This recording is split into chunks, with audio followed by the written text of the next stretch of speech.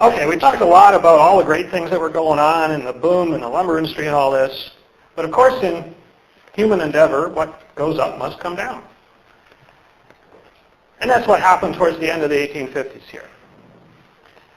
And a lot of it revolved around the lumber industry.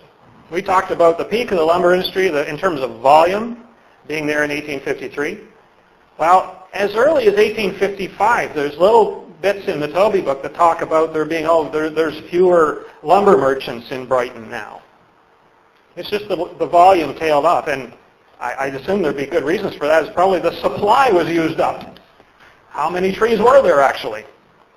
They'd been taking lumber out of here for decades. So at some point, the trees that were in a reasonable distance that could come to local sawmills would have been reduced. And of course, we know that the lumber business in the 1860s went north. The boom time was up in Halliburton and Hastings County in those 1860s and 70s. So, to some degree, you follow the trees. 1861, a major impact in Canada was the U.S. Civil War. And to some degree leading up to it, because the British and the Americans weren't getting along very well. This had a major impact on global trade. Not so much directly across the border, although there would have been some less of that building going on, less for the demand for the lumber, because they were concentrating on their war. But I think the real effect here was the impeding the British merchant marine, because they had trouble. Volume was reduced. And so think of yourself as a merchant in Brighton at the time. You just got this wonderful railway.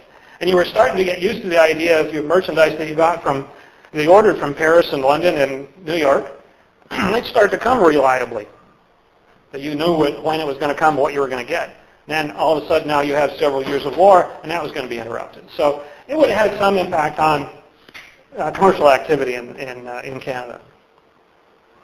Another thing that happened would be that as the train system developed and matured, more of the commercial traffic, certainly large goods, would have moved over from the schooner traffic at the bay and the wharfs to the railroad. And this was a gradual process over the decades after this that would have been felt in the community in various different ways as to who had what jobs, what work there was. Now, it was a good thing, in a sense, but it would have had a serious impact on people and their livelihoods. Of course, again, we said there were 4 wharfs, and they wouldn't need 4 wharfs by the end of the 1850s. So the other 2 wharfs went by the board. I see this also in terms of people. People follow the jobs. No great exodus, but certainly into the 1860s you see people moving. And heck, lots of people moved in here from Prince Edward in the 1840s just for the jobs. Some of those families left in the 1860s to follow the jobs.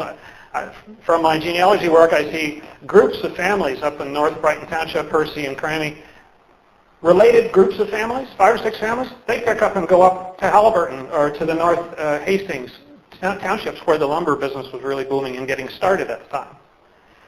That was a natural process.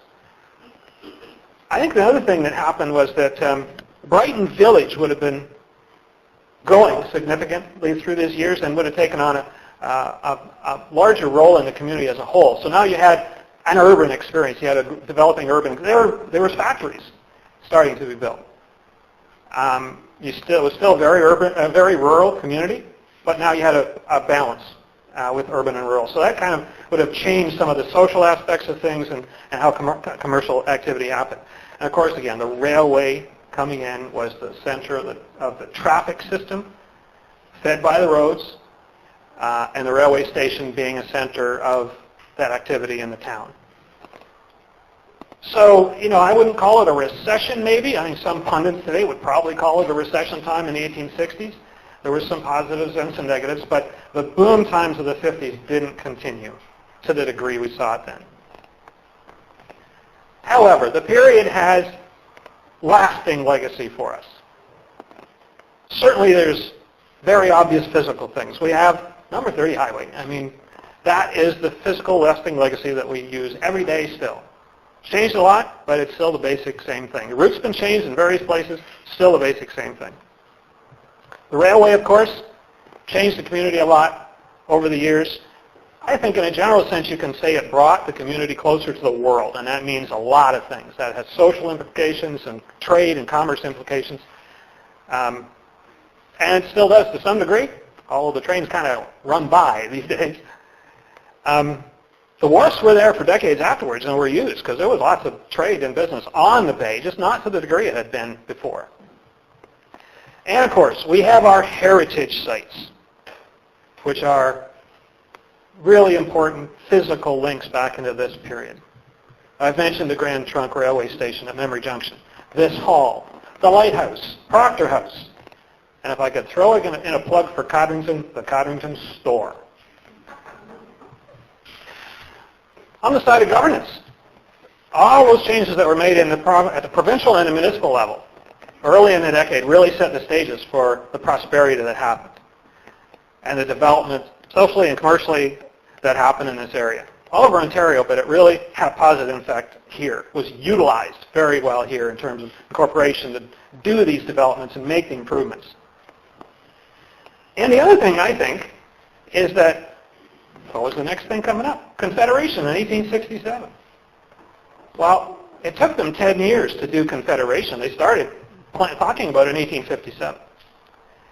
I think that Confederation was easier because this local governance stuff had been fixed and was put on a solid basis in the earlier decades.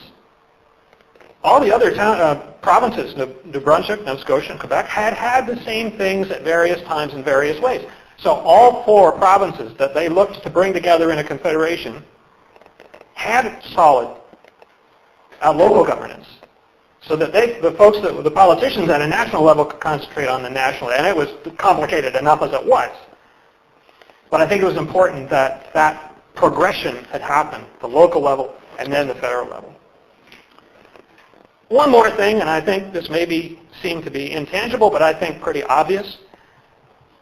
All the folks here who lived around this area during that period, I think, in coping with all these changes and seeing all these developments happen and prospering from them, would have developed a confidence. And that would have been like a community-wide kind of thing. That kind of thing is a lasting legacy. It continues to this day. So 1850s, time of change. The decade of the 1850s was the most intensive period of change in the history of this community. I've provided you with my rationale. I'll leave it to you to say whether that's true or false.